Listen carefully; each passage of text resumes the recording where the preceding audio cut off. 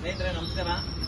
ನಮ್ಮ ಮಲ್ಲೇಶ್ಪುರದಲ್ಲಿ ವಿಶೇಷವಾಗಿ ಕನ್ನಡ ಅಂತ ಏನಾದರೂ ಸ್ವಲ್ಪ ಭಯ ಇದ್ರೆ, ಈ ಭಾಗದಲ್ಲಿ ಎಲ್ರಿಗೂ ಭಯ ಇದೆ, ಅದು ನಮ್ಮ 8th ಕ್ಲಾಸ್ ಮಲ್ಲೇಶ್ಪುರ ಯುವಕರ ಬಳಗ ಮತ್ತು ಕ್ರಾಂತಿವೀರ ಡಾಕ್ಟರ್ ರಾಜ್ಕುಮಾರ್ ಅಭಿಮಾನಿಗಳ ಸಂಘದ ಎಲ್ಲರೂ, ಅದರಲ್ಲಿ ಪ್ರಮುಖವಾಗಿ ನಮ್ಮ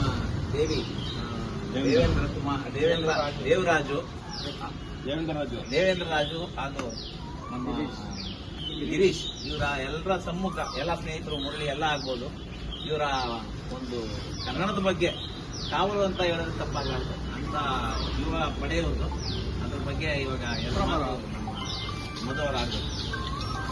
ನಮಸ್ಕಾರ ಎಲ್ಲರಿಗೂ. ನಿಮ್ಮನ್ನೆಲ್ಲ ಮಾತಾಡ್ಸಿ ಬಹಳ ಸಂತೋಷ ಆಯಿತು. ಮಲ್ಲೇಶ್ವರಂ ಯುವಕರ ಸಂಘದಲ್ಲಿ ತುಂಬ ಕೆಲಸ ಮಾಡಿದ್ದೀರಿ ಅಂತ ಹೇಳಿದ್ರು ಸರ್. ನಮಗೆ ಹೊಸ ಪರಿಚಯ ಇರಲಿ. ಆದರೆ ನಾವೆಲ್ಲ ಸೇರಿ ನಮ್ಮ ಕನ್ನಡ ಮೊದಲು ಬಳಗ ಸೇರಿ ಒಂದು ಕಾರ್ಯಕ್ರಮ ರೂಪಿಸ್ಕೊಂಡಿದ್ದೀವಿ ಹೋದ ವರ್ಷದಿಂದ.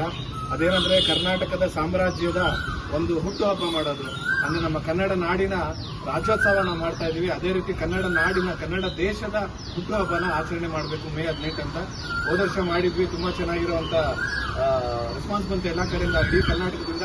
ಈ ವರ್ಷ ಇದನ್ನ ಇನ್ನೂ ದೊಡ್ಡ ಮಟ್ಟಿಗೆ ತಗೊಂಡೋಗ್ಬೇಕು. ಮತ್ತೆ ನಮ್ಮ ಹಳೆ ಕನ್ನಡ ಹೋರಾಟಗಾರರು ಸಾಕಷ್ಟು ಕೆಲಸ ಮಾಡಿದ್ದಾರೆ, ಅವ್ರನ್ನೆಲ್ಲ ನಾವು ಪರಿಚಯ ಮಾಡಿಕೊಂಡು ಅವರ ಒಂದು ಸಬಲತೆ ತಗೊಂಡು ಇನ್ನೂ ದೊಡ್ಡ ಮಟ್ಟದಲ್ಲಿ ಮಾಡಬೇಕು ಅಂತ ನಮ್ಮ ಆಸೆ. ಅದಕ್ಕೋಸ್ಕರ ನಮ್ಮ ಶ್ರೀರಾಜ್ ಸರ್ ಕರ್ಕೊಂಡ್ಬಂದು ಅತ್ಯದ್ಭುತವಾಗಿರುವಂತ ಕೆಲಸ ಮಾಡಿದ್ದಾರೆ. ನೀವೆಲ್ಲ ಅವ್ರನ್ನ ನೋಡಬೇಕು, ಪರಿಚಯ ಮಾಡ್ಕೋಬೇಕು, ಅವ್ರ ಕಥೆಗಳು ಕೇಳಬೇಕು, ಅವ್ರ ಕಷ್ಟಗಳನ್ನ ನೀವು ಅರ್ಥ ಮಾಡ್ಕೋಬೇಕು ಅಂತ ಹೇಳಿ ಅವರ ಒಂದು ಗೈಡ್ ಲೈನ್ಸ್ ಕೂಡ ತಗೊಂಡು ನಾವು ಮುಂದಿನ ದಿನಗಳಲ್ಲಿ ನಮ್ಮ ಏನು ಹೋರಾಟ ನಾವು 6 ವರ್ಷದಿಂದ 7 ವರ್ಷದಿಂದ ನಮ್ಮ ಸ್ನೇಹಿತರ ಬಗ್ಗೆ ಮಾಡ್ತಾ ಇದ್ವಿ, ಅವರ ಒಂದು ಸಲಹೆ ಕೂಡ ನಾವು ತಗೊಂಡು ಮುಂದಿನ ದಿನಗಳಲ್ಲಿ ನಮ್ಮ ಹೋರಾಟ ಕಟ್ಕೊಂಡು ಹೋಗ್ಬೇಕು ಅನ್ನೋ ಒಂದು ದೃಷ್ಟಿಯಿಂದ ನಾವು ಇವತ್ತು ಇಲ್ಲಿ ತನಕ ಬಂದ್ವಿ. ಹಾಗೆ ಈ ವರ್ಷ ಮೇ 28ಕ್ಕೆ ನಮ್ಮ ಸ್ನೇಹಿತರ ಬಳಗದಿಂದ, ನಮ್ಮ ಮಲ್ಲೇಶ್ವರಂ ಯುವಕರ ಸ್ನೇಹಿತರ ಬಳಗದಿಂದ ಈ ಕಾರ್ಯಕ್ರಮನ ಮಾಡಲಿ ಅಂತ ನಾವು ಮನವಿ ಮಾಡ್ತಾ ಇದ್ದೀವಿ. ನಮ್ಮ ಕನ್ನಡ ಮೊದಲು ಬಳಗದಿಂದ ಅದ್ರ ಜೊತೆಗೆ ನನ್ನ ಒಂದು ಪುಸ್ತಕ ಕೂಡ ಕೊಟ್ಟು ಈ ಮೂಲಕ ಅವ್ರಿಗೆ ಒಂದು ಮನವಿ ಮಾಡ್ತಾ ಇದ್ದೀವಿ.